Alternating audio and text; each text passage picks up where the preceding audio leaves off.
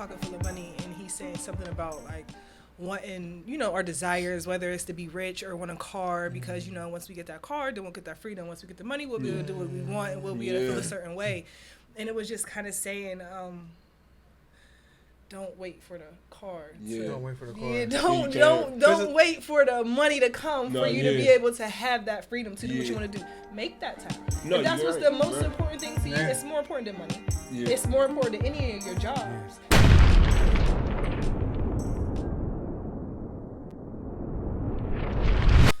And then maybe 10 next year, maybe. See, when I do when I've done DMT with you, the first initial, like the end of the second hit, but going into the third hit, it always feels like turmoil. It feels like the end. That is so. It feels like the shit is 10 over. grams is a DMT trip spread out over 5 hours. And the same I'm good intensity of the DMT trip is that same thing. But for 5 hours, it was. What you're describing is definitely that. But the thing that I enjoy about it is it pushes me to be convicted in my decision to live. And to live hard.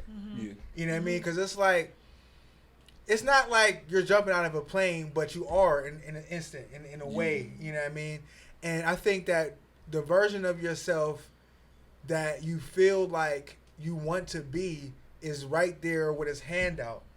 And the version of yourself that you're afraid to become is also there with his hand out. And it's an opportunity for you to choose. You know what I mean? And I think that, like, we were talking about, like, death was there and death was, like, comforting and like, but I think that people that covet death, or people that are fixated with that, find themselves to be intensely bored.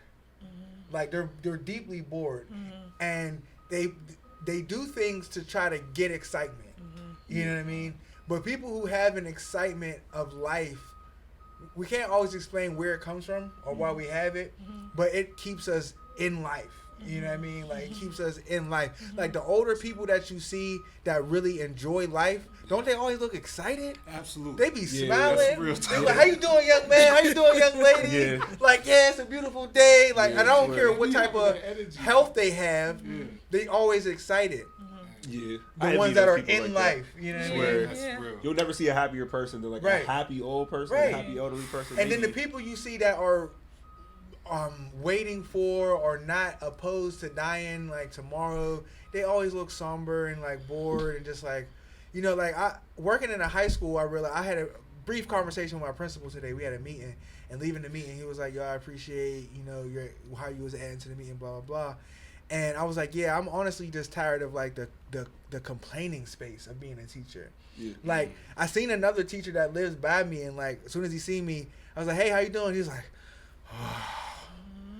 Well, and it's like, I'm not doing that with you. I'm not doing that with you. It's crazy, like, but that's like, I don't know if it's every profession, but as a nigga who's been like a lot of different professions the past 10 years, it's almost every profession. It's almost people facts. Who just go in there and want a bitch. I feel the same way. As soon as I work in a new place, I'm like, let me just stop you right there. People just want a bitch. No, he'd be like, let me stop you right there. Let me stop you right there. Hold on real quick. I honestly don't care. I honestly want you to know that no one made you come here today. I honestly know for a fact that you put this application in and you can quit whenever you want to. So quit or shut the fuck up. Do you say that just like that? Best decision. That's great. Yes. He said I can contest. He knows. Like, I pull people to the side, bro. You have to shut up, bro. You're a Sagittarius. I'm not. A Sagittarius, right? I am a Sagittarius. You know what I'm saying? Yeah, it's almost time. No, but you know what? You know what? That's what I mean. That's what I feel like attracted me and Lum to be friends. Is because it was my mom's. The way my mom raised me, I have a low tolerance for whining. I can listen to critiques. I've been told that I'm critical. by people, Like, by people though. Like my homegirl said, I was out with my peoples and we at the table. She's like, yeah, but I was real critical. It's my friend of a long time, and I'm like, damn, I am, huh? But I'm not really like against people complaining about anything, but I am against someone returning back to the same thing over and over and without seeing any action. That's insanity. You haven't taken no action insanity. to feel anything other than what you felt last week when you told me you felt it for the 9th time. Yes. Like, I'm not. We're not doing that. We're not doing it. It don't make no sense. I told Bilal one time. I said, "Yo, I'm running this. I'm running this lady's marketing for her wine business. I hate her." He said, "I have to go." He said, "You going?" I said, "Yes." Give me a couple weeks. I'm not saying nothing else about it. I'm not bitching no more. I just planned my exit and left. And I waited a couple weeks. I went to her. Hey, excuse me, Deb. Here's my 2 weeks. It's been real. I tried to be as professional as possible. I couldn't do it. You know what I mean? And it wasn't like that. I feel like I feel like she's a good person, but how she is at work, because when you have your own business, I've run my own business before. That shit blood, sweat, and tears. It's hard. It's different than when you working for somebody. So I understand the seriousness and the intensity that she wants with running her business. Right. But she's also was like a little bit senile at the same time, and also forgot a lot of stuff, and it also wasn't paying an appropriate amount for somebody to be running the whole marketing scheme of a business. No. So but all of those things were things that I chose to take on, even if I didn't realize it was like that. I chose to take that on. Yeah. So I'm not gonna come here every day and bitch. I'm gonna come here every day and give my best effort. I never said that to her. I never whined about the job. I'm coming here every day because I don't like being bad at nothing. I don't care. I have an issue being bad at anything. I'm not trying to be bad at nothing. So I'll complain to myself. I'll be pissed, but I'm going to do a hell of a job. I'm going to figure shit out, and then I'm going to go. And then I'm going to go. And you ain't going to be able to say a word about me when I go because I did my thing when I was here. But yeah, I don't do all that bitching and shit. I used to tell people when I was there. I started telling everybody to quit when I was there. I know that's why she was mad at me too. I'm like, why don't you quit? Yeah, bro, you should quit. Why don't you quit? Because if you bitching me, if you come and bitch 4 days in a row, I'm damn sure asking you on Friday. Yo, check it out. You ever think about quitting? You ever heard of this thing called quitting? Yeah. You ever heard of it? Like, it's crazy. You can do it. You can walk right now. 2 weeks. Because I will say, like working with kids, one of the things that I find myself complaining about often is one of the things I complain about often is I'm always distraught by the lack of culture that we have. Like, and that's the thing that bothers me is because, like, it's not really the job. I mean, the job is one aspect, but the thing is like when you see kids hurting themselves, that's what it is. When you see them hurting themselves with their decisions, with their mindsets, with their habits, and it's like, yo, I can't keep coming to work and watching you spiritually and mentally bang your head on the wall. Yeah. Like every day. And I keep being like, yo, maybe you shouldn't bang your head on the wall. And you're like, nah, fuck that. Yeah. And I'm just like, so what do you do? Yeah. Do you I plant seeds. That's all. I'm a farmer. Yeah. All I can do is plant seeds and try to water them and not be too vigorous with it, because if you overwater a seed, you kill it in the soil. Yeah. You know what I mean? And so all I really can do is plant seeds and try to nurture them the best way I can. Yeah. That's really all I can do. But that's hard work because it's a waiting game. Like even when you're actually planting food, the first thing after planting is you're waiting. Like, you're waiting. You can't do nothing to make the seed hurry up. I got something to say on that because my wife was also a teacher. Yeah. She teaches at Propel, and when my wife when she gets a certain crew, y'all say y'all got your crew students, she's locked in for 4 years with them because it takes so long. Because from 9th grade to 12th is a huge development stage. Yeah. And so for her, she's like, all right. Same students for 4 years. I feel like that's a good idea. She had the same students for 4 years. Yeah. And she develops them, and she sent a few of them off. She helped a few of them get into college. That's what's up. And and when she got out, they didn't have aspirations of going to college, but she had them for 4 years. Yeah. She was a second mom, for real. Yeah. Second mom, yeah. Some of them first mom.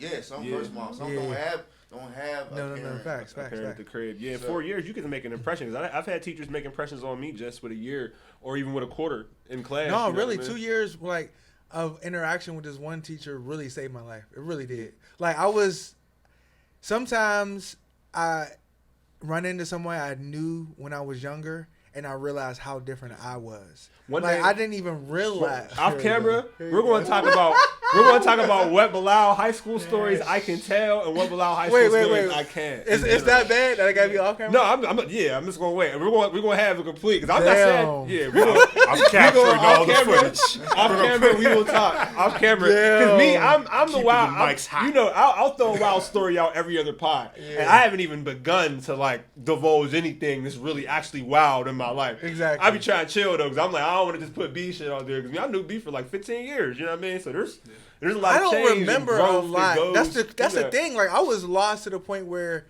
I don't remember. I remember my life, but there's certain things that like you or A will say, and I'm like, damn, I forgot that even happened, bro. Yeah. Like I forgot that even happened. That's why it's nice to have lifelong friends. Yeah, lifelong friends and people to remind you. And it's almost like a thing. Even if a good thing happens, like I kind of just things happen. It's a gift and a curse because in the 4 agreements, right? Yep. One of the agreements is to not take nothing personal. Mm-hmm. Yeah. The one thing that I learned about that really stuck with me was that he wasn't just talking about things that impact you negatively. Oh yeah. Mm-hmm. He was talking about the praise that people will give you. Yes. The accolades, the awards people will give you. Yeah. Stop taking all of it personal. Stop making it all bolster your ego and make you feel on top of the world. Right. And so I genuinely try my best to put that into practice. So sometimes I forget shit. Mm-hmm. And people be like, yo, you remember when you da-da-da? Or I'll be like, I ain't been like, thank you for reminding me, but I also don't put it on the shelf and look at it every morning. No, yeah, because absolutely. then who would I be? You know what I mean? No, yeah, you can't really be like, because you'll drive yourself, I don't want to say crazy, but just as creatives, like, we've done so much. There's been so many moments where we're like, we should talk about this or we should do something. And I'm like, it's not, we'll have another conversation about it. And we're like, that's not even really worth, talking about. Yeah. Like, and a lot of that shit we've done has been pretty fly, music-wise, for even though, shit didn't always really pan out to the way we wanted. And there's a lot of things that was, like, about to pop off, deals fall through and shit like that. But I feel like being humble is like the best way to be when it comes to a lot of that shit, and like trying to be grounded, because that praise can get taken away, and if you're letting it feed your soul and feed your soul and feed your soul, and it's the soul food that you need to get up. Once you don't have it no more, you're gonna be feeling crazy. You know what I mean? Yeah. You're gonna be feeling wild. So you gotta love it. You know what I'm saying? Like even now, like I feel like we talk about doing music, and the reason why we create, like our ultimate goal, we talk about all the time, is just to have enough room to create freely. You know what I mean? And be able to afford to create freely and not think about nothing else. Like the one thing that I get jealous of, just as an artist, when I look at rappers and certain stuff, it's the fact that like, they be having 24, 48 hours to record at their leisure. I've had to make every project that I've made in hours after work, before that, off the block, after school program, at Bilal's crib, you know what I mean? And even then, we're packing these hours in and shit. But that freedom to create, I feel like I haven't made my best yet. So I feel like, I'll do whatever I can do to be able to have that just time to just do what I love to do. And I don't care what amount of money I gotta get paid to do it, as long as it's enough to do what I love to do. You know what I mean? What if it's not enough?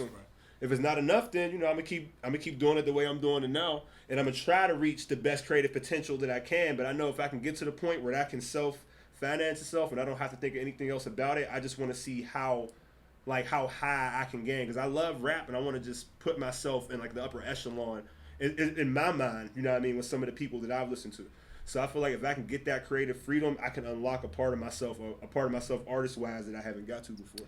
I'm reading this book. It's called Pocket Full of Money, and he's saying something about like wanting, our desires, whether it's to be rich or want a car, because, once we get that car, then we'll get that freedom. Once we get the money, we'll be able to do what we want, and we'll be able to feel a certain way. And it was just kind of saying, don't wait for the car. Don't wait for the car. Yeah, don't wait for the money to come for you to be able to have that freedom to do what you want to do. Make that time. If that's what's the most important thing to you, it's more important than money. Yeah. It's more important than any of your jobs. Yeah. So a whole 24, 48 hours straight recording, you owe that to yourself. Yeah. No, you're right. I definitely owe 24 hours straight recording myself, because I would really get in the studio for 24 hours, record, go to sleep for an hour, and get back up and record. Because it's crazy. We're so conditioned to like record fast that me and Bilal will go in sessions and smoke niggas in 15 minutes and then just wait for niggas to get done. Yeah. Like literally, we've been in mad sessions. There'll be 10 motherfuckers. Me and Bilal go in there 15 minutes, verses done, and we just waiting for motherfuckers, because we're just used to time being money. Yeah. You know, you paying for 2-3 hour blocks. When you paying for something, you be like, let me get it in. Let me get it in. I be mad niggas writing for an hour. Go ahead, some other session then, bro. Like, we're paying for a session. You can't be no nigga taking an hour to write a verse with me. You gotta go. Or come prepared, bro. I also, you talking about like something that's more important than money to you. I mean, obviously, being creative is more important. Yeah. I feel like to probably everybody in this room than money, because it's something that we're doing even in the lack of funds. You know Absolutely. What I mean? Yeah. So I remember when I talked to you last time, I had came over and Reed, you was like, you were talking about getting a new hobby. Yeah. Because I know you were doing the collages. And have you found something new for yourself? Not really. Not really? I've been kind of diving into my plants. Those is my babies. Okay, the plants. Like, the plants. Yeah. Like, taking care of plants is a hobby, though. All those cute little free plants outside of Walmart or Home Depot. Yeah. You be stealing Home Depot, all those little cute little free ones. I'm like, wait, did you say blow? They're like, I'm like, yeah. The cute little free. You get exactly how to manage your Home Depot be. Yeah. Go ahead, it's free. I ain't gonna lie, they do be out there in the parking lot. Now, row 8. The ones that say $9.99 on them. Well, they don't care about them plants. I put them plants in my car. That's why they be outside. They don't care. They be like, bye. I think like 30. You just showed your hand. You stole those plants. Man, nah, they'll be watching. I ain't gonna lie. Still, she has them, and it drives me up a wall. Why, you don't like the plants? Baby. It's not that. It's just like they're in the living room. They're all over. It's a jungle in there, huh? Jungle in there.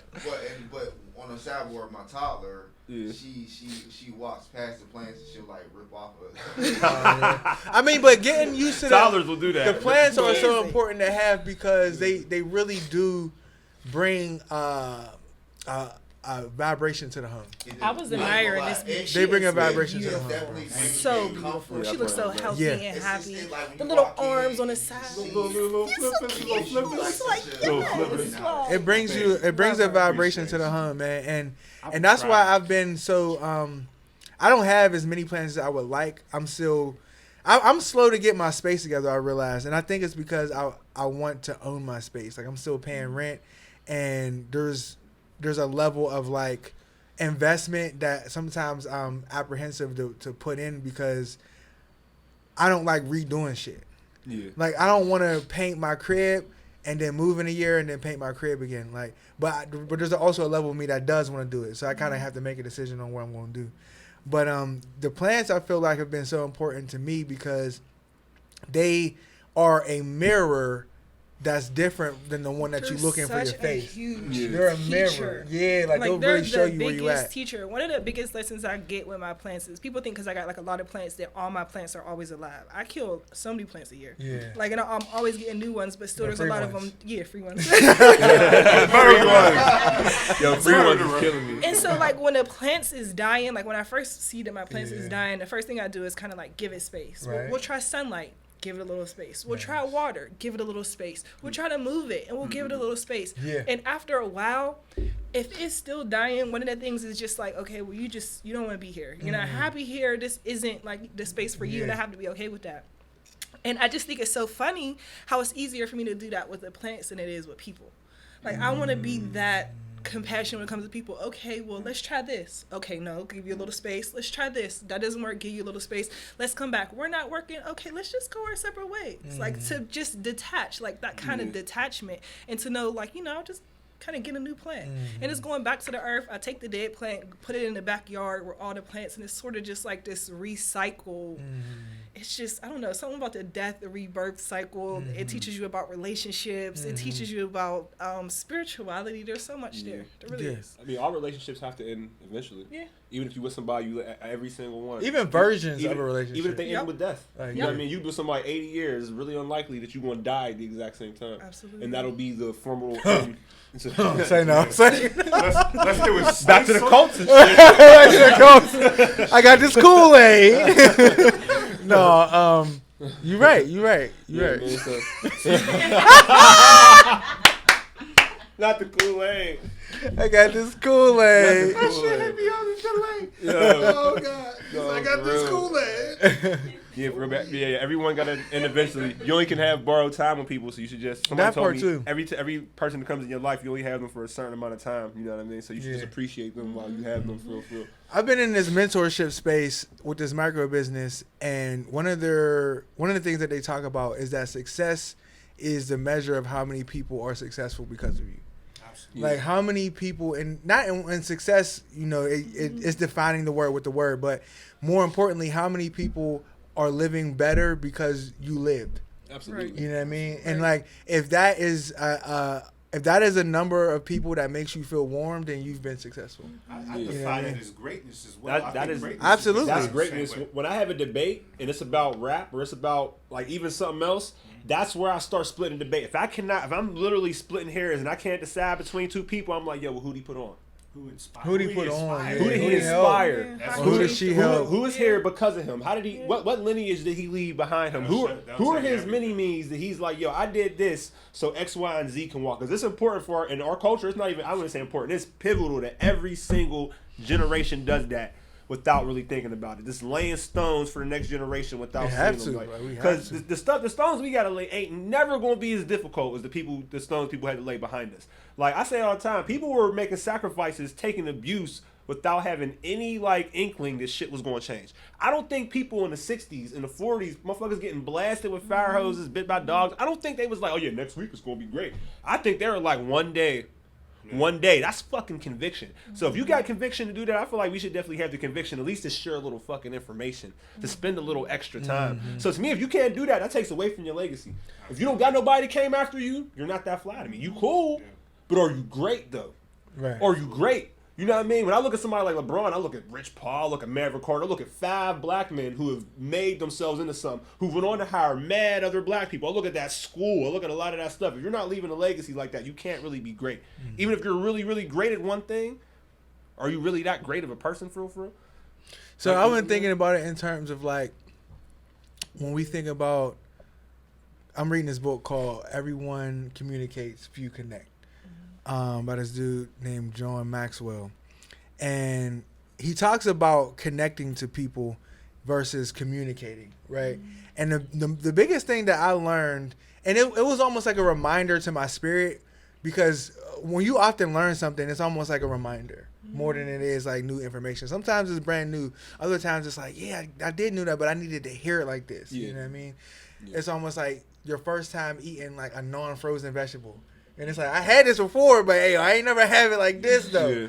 You know what I mean? And so he was talking about, in the book, he was talking about them facts though, right? Yo, what's the name of that spot? You said they sponsoring us now? We might as well shout them out real quick. Oh, Moose Co. Shout out to Yeah, Moose shout Co. out man. to Shout yo. out. Wait, That wait, was wait. fire. Yeah, shout out. Oh my Fire. Oyster mushrooms. Yes, the oyster Fire. mushrooms. Shout out to them. I'm not even a Yes, big yes, mushroom shout out. person. Them Jones was fire, fam. I Fire. don't even know how we got here, but shout out to I'm Moose Co. throwing Man, the logo in the video. As soon as you Period. mention Right some, now. as soon as you mention some non-frozen non-frozen vegetables. vegetables, Corey start eyeing, trying to see how many mushrooms and stuff. He's like, Mushrooms over there. I'm like, you might as mention them, man. He talks about what it means to connect to somebody, and in connecting, the only way that you can build a connection on purpose is by intentionally putting that person's interest and well-being over yours in your interaction. And the difficulty, or how difficult that is for most people, is truly like mind-blowing. Because like when you even think about it, if someone invites you up to speak somewhere right now, just imagine it. Someone says, hey, yo, I need you to come and talk to this audience about this thing that you do. The first thing that most people are going to feel is important, right? You feel important. And then the next thing you're going to feel is that these people are going to listen to you because you are important. They're going to listen to what you got to say, and what you have to say is going to be good because you're important. None of that's true. The only thing that's true is that these people have a need, and they're hungry for something that's going to inspire or motivate or move them to the next level. And the question is are you interested enough in them to give it to them? Yeah. You know what I mean? Like, and now it's like an accountability, because it's like when you go to interact with somebody, are you putting yourself and your own needs first? Because if you are, you might get something, but it's not going to be a connection.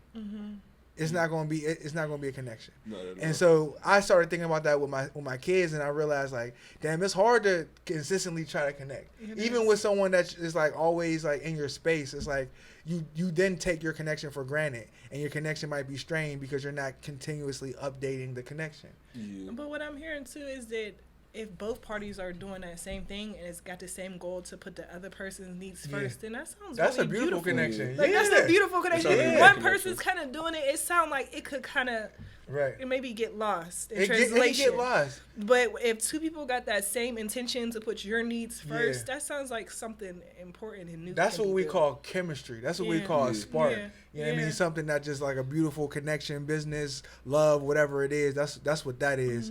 But he also said in his book, and I said it at work today, not to regurgitate, but when I read it, I completely understood it. So then I used it in a scenario. He said, you can lead a horse to water, but you can't make it drink, right? We all know that. But you can feed its soul to make it thirsty.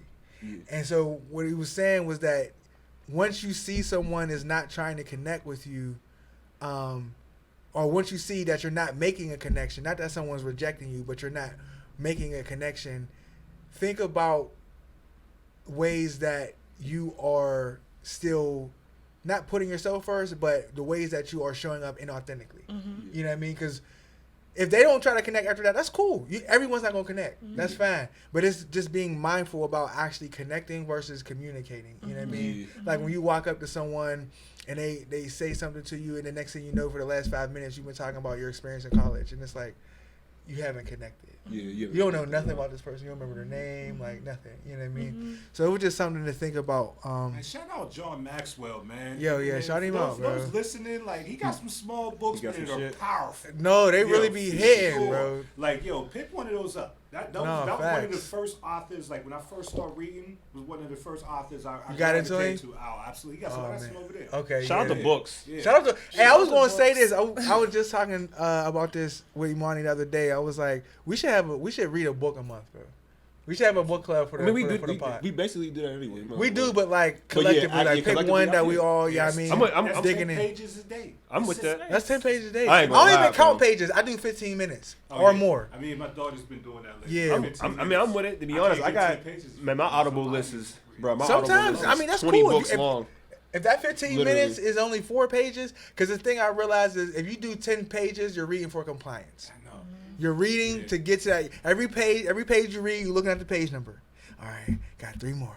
You know what I mean? But if you're reading in just minutes, number one, it takes you away from looking at the time. You don't have to look at the time. You ain't got to check the time.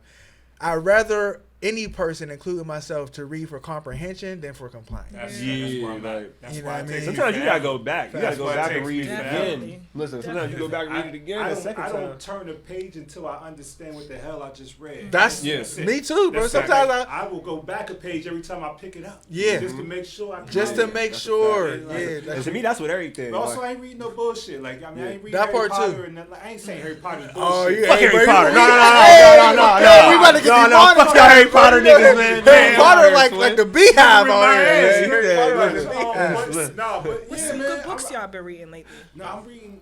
Oh man, I'm reading The Blink of an Eye. Okay, Right now, it's Blink of about an Eye. it's an editing book. Actually, it's right down there. And The Creative Being by Rick Rubin.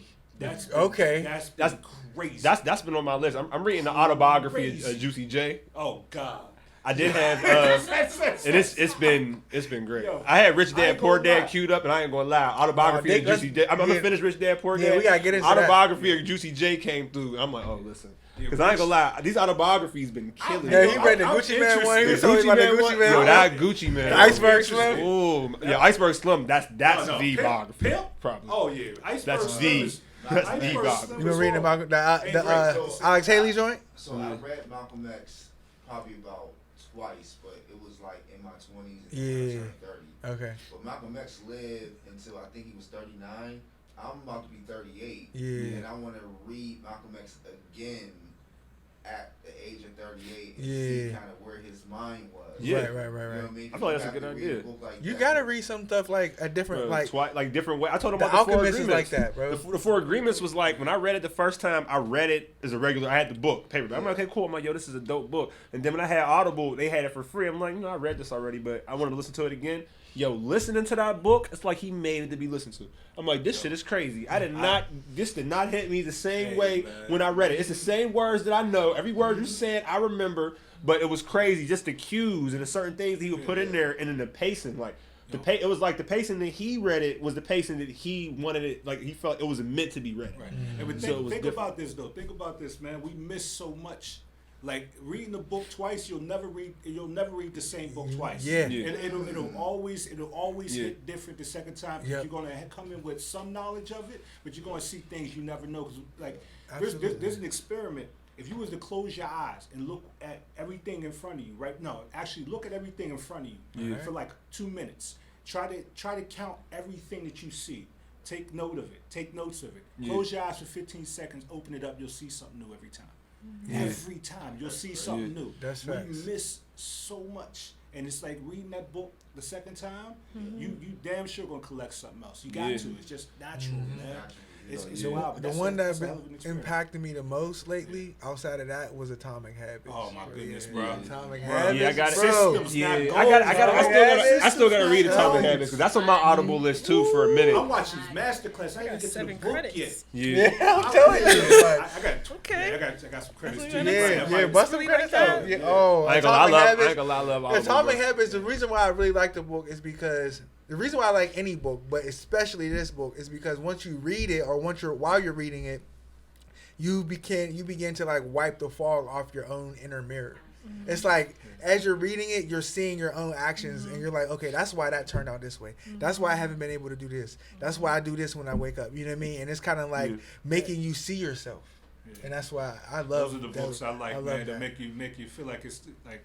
You feel some type of shame a little bit sometimes. Yeah. You know shame. I didn't. I felt excited. Yeah. I felt excited because I love to challenge myself with habits. That's how I got to this place of eating the way I eat. Yeah. Like I cut so many things off, and I like sometimes when my mom used to buy me food, she would come over to my crib. She would come up into town, and I would come home, and there was just like groceries. You know, she's like one of those people that just try to add value. Yeah. She just bought all these groceries, and I didn't have the heart to tell her I wasn't eating none of that. You know what I mean? That's how quick I change what I'm doing. I'm challenging myself. Yeah. But I realized none of the habits I built, not none of them, but some of them don't stick. Right. And when I was reading a book, I was like, that's why these things ain't sticking. Like I go hard. And my first time going back to the gym, I'm in there for 2 hours. Yeah. And it's like that's not conducive to building a habit. Right. Yeah. Like go for 30 minutes. Right. Yeah. And then go for 30 minutes again. Yeah. And then go again. And then go for 40 minutes. Yeah. And then go, you know what I mean? I'm in there 2 hours. Yeah. I'm broken down, I'm beat up, and I'm trying to do it again tomorrow. Yeah. That's not how you build a habit. No, it's just not. I get it. You know what I mean? You go too hard at the beginning. It's like, no, just start small and continuously do that. The consistency is everything. No, yeah. And the system. That's what he said. Instead of looking at the goal, you develop the system that's the residual of it. Mm-hmm. You know what I'm saying? The goal is the residual of it. So now the goal is nothing because you're going to hit that a few times with the same system. Yes. You just keep doing it. Worry about that. That's what you focus on. There was a thing where he said the winner and the loser has the same goals. Yeah. Ooh, you know what I'm saying? That shit did fuck me up. Yeah. That shit fucked me up. Hey! Yeah. You read that part this morning? Yeah. I was like, whoa. The winner and the loser got the same goals. Winner and the loser got the same goals. In every scenario. Yeah. And it's so, to kind of like bring it home, it's not the level of aspiration that makes people successful. It's the commitment to habit. Because the loser, the person who lost the contest also wanted to win. And we say the person who wants it more. That's not even realistic either. It's more so the person who's dedicated to the habit. Remember last week we talked about devotion over faith? Mm-hmm. Be the person who's devoted to the habit or the action or the mindset is the person that's going to, you know what I mean? To like bring you into that devotion conversation. We were talking about how faith is being attached to an outcome. Right. Sometimes people have faith in things without realizing that they are not moving towards that outcome. Yeah. Right? Being devoted is more so I am devoted to a mindset or an action or something regardless of how it feels right now. Mm-hmm. Regardless of what it looks like, regardless of how close or far the outcome is. Jamie Foxx talked one time about, I think he used to be a swimmer in high school. And he was saying the best swimmers he noticed, and it helped him, are the ones that never look up at the clock. Mm-hmm. They never look up at the clock. right? That's why I was saying read for the time and not the pages. Because if you're always checking the measurement of something, then you're not going to get there, right? And some people practice measuring in their faith. They're like, I got faith, but oh man, this just ain't. I got faith, but ooh, and they people will complain for 20 minutes for 30 minutes, and then the last 5 minutes they talk about they got faith, right? But when you have devotion, the complaint don't really come out of you because you're devoted. You know that there's going to be this trial or tribulation. Like I'm just devoted. Part 2 to The Secret was about what you do. Like part 1 of The Secret is having faith and believing, but part 2, the second, both of them are equal. What do you do? Yeah, like and do it. Action consistently. Dive I was in. thinking about that with like words, like the way we care for people, compassion, joy, love. Those are all action words. None of them is just like you don't just sit and have compassion. You don't just sit and have joy. It's about what you do, how you express yourself around the people that you love. It's visible. Yeah, it is. And that's like when we talked about peace earlier. Peace is action. In my mind, peace looks like people interacting with the intention of adding value to each other. That's what peace looks like. Peace isn't just like, peace. Like, no, that's stagnation or that's stillness or whatever. But it ain't peace. Peace is an action. So yeah, those are action words for sure. Absolutely. So we got about 7 more minutes. About 7 more. Yep. I wanted to dive into this because you were talking about when you were on the 10 grams and the thing that kind of was able to give you some ground to stand on was reminding you of your connection to your children. And I wanted to I wrote this down before I even saw you today. I wanted to ask you, how did motherhood change you as a person? I would like to say before my kids, I was extremely selfish, like top of the line selfish, like kind of, it's always good for everybody to be selfish, but more so, I think I was like sort of just in my own lane as I should be. But even when it came to the people closest to me who I loved, I would just always choose myself first. And I was always convincing myself that was right. That's what I had to do because nobody had my back like I did. Motherhood, those kids, the way they crack you open in ways that they didn't, you just never thought. Like, the thing about motherhood is that it forces you to relive your own childhood. Like, it brings you back to being a child so often. It brings you back to the tears, to what made you cry, to what make you feel small, to what make you... So it's like, with kids, I'm constantly having to be the mother and the child. Like, I'm having to be the mother to mother them and lead them and guide them, but I also have to practice being a kid so that I can remember what it feels like. Like, to have compassion, because, it get real. Sit down. I told you to sit down. Listen, you keep running around this motherfucking house. It gets that, and it's like, and then another thing about it is having grace and empathy for yourself. Like for those times that you fall short, or for the times that you slip up, or for the times that you lose your temper. We got to live in the now. Sometimes as moms, we'll sit there and we'll feel guilty about the things that we should have did or could have did, but it's like, my kids kind of teach me because they're so forgiving. They're like, nobody has forgiven me for anything more than my kids. Nobody has forgiven me for my attitudes. I can have an attitude. I can wake up on the wrong side of the bed. I can be like, don't talk to me, don't touch me. And they'll be peeking around the corner like, I just want a hug and a kiss and to tell you I love you. Do you want a hug too? I can't say no to that. So it's like, they're so loving, and it's like, it kind of teaches you how to, my kids taught me how to parent myself. And that's very important. It's so important, because it's like, I kind of always had this feeling ever since I was a kid, I don't really feel like a grown-up. Like, I feel like I'm just like this continuous child. Absolutely. And I'm just like, Absolutely. still kind of like a big kid. So then I'm like, damn, I'm a big kid and I got these kids. I'm unhealed and I'm trying to help something grow. I got all this trauma and I'm trying to not inflict trauma. Those are things that you're just constantly facing yourself. Literally, spiritually, internally, you're always facing yourself. And every day is a chance to just get it right. And do it better. And I think that's the thing us moms need to realize. We just be so hard on ourselves and give our own selves grace. As mothers, it's easy for you to have grace. For everybody else, it's okay. You'll get it right. It takes time because you can see. But for your own self, I feel like we harbor more guilt. And so that's the thing that is kind of teaching me, is to just have more grace for myself. But I love my kids. They're so fun. That's another thing. You get to do all the fun stuff that you want to do, like all those toys that your mom never bought you. Now you can get them. Like you act like it's for them. You like, you want to play with your toy? You want this new 120-piece art set? Right. They be like, we're gonna draw today. Personality, like I had to go before this podcast. I went to go get my daughter. And her outfit, her style is crazy. She got drip. Dope. Oh my God. How old is your daughter? I don't even know what she like. How did she put that together? She's 9. She just turned 9. I don't know. She got it already. And I got a 12-year-old. I know. That's why I said I was like, oh, you really throw that shit together. Who picked that up for you? I know your mom did. There's no shot in the mom. I love my wife. Yeah. She ain't with it. She ain't got it. That ain't it. But you know, kids are just like that creative level. Yeah, she's man. She on a different level. I be looking like, hey, yo, I can throw the color combination together with that. Like I don't even know how. It's just amazing. It's amazing. And to see like, that, damn, it was like I think she got that from me. It's also interesting getting to see because I like people watching, and you get to see the things that stay the same from when they're like 2 to 3 months, and now they're 9, and it's like you still do that one thing, you still cry every time that happens, and it's like you kind of get to see like the patterns in people. It's like a little science experiment. That's interesting almost. too, though. Yeah.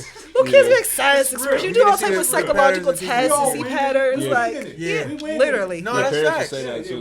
There's patterns that like one pattern I identified myself is that I don't like not having nothing to do. And sometimes that like is a detriment to me, sometimes it's not. But like when I go to a place, if I'm going to a place and I immediately feel like we just went somewhere, and when I got there I felt like there was nothing for me. And so I was ready to leave within 7 minutes of getting there.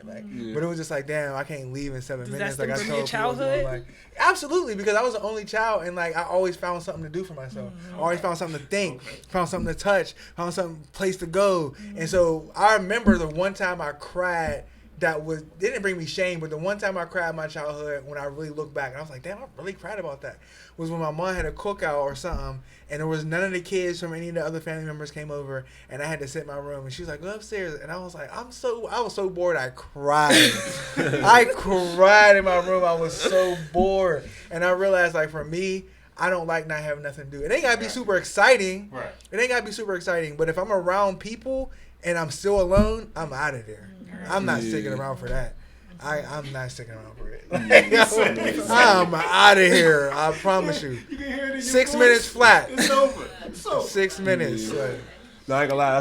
That's why me and B get along so well. I'll be trying to stay places. Every time I'm ready to go, we'll be out. He'll say something. We'll be like, "You ready?" I'm like, "Nigga, you already knew." You already knew. We out.